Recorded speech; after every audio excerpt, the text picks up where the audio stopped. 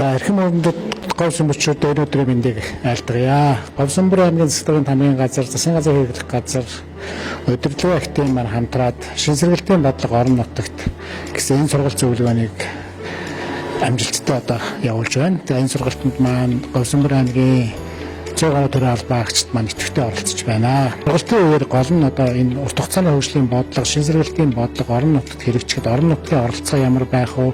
Бид маань яаж хамтарч ажиллах вэ? Ингэснээр орон нутаг одоо өөрийнхөө эдийн засаг гол одоо потенциалаа яаж ашиглаж хамтарч ажиллах вэ? Ингэснээр дундаж давхар иргэдийн амьдралыг яаж сайжруулах вэ гэдэг чиглэлээр санал болгож чөлөөтэй одоо ярилцж сургуулж явуулж байгаа багш нартай одоо ингээд асуулт хариулт тэмээ хувилбарууд гаргаж ингэж ажиллаж байна. Тэгээд шинэсэргэлтийн бодлого бол Говьсомбөр аймагт яаж тусгалаа болох вэ? Яаж хамтрах вэ гэдэг талаас Говьсомбөр аймгийн өөрийнх нь одоо давуу талууд байна.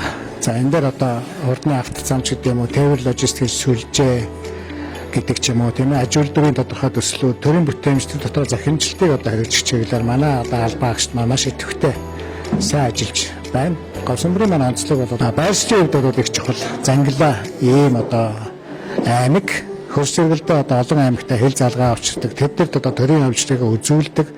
Тэгээ энэ чиглэлээр бас цаашдаа одоо орон нутаг биедан хөгжих, хүн амаа өсгөх одоо бүрэн боломж потенциалтай ийм аймаг нь одоо саяны сургалтын үед одоо харагдаж яригдлаа.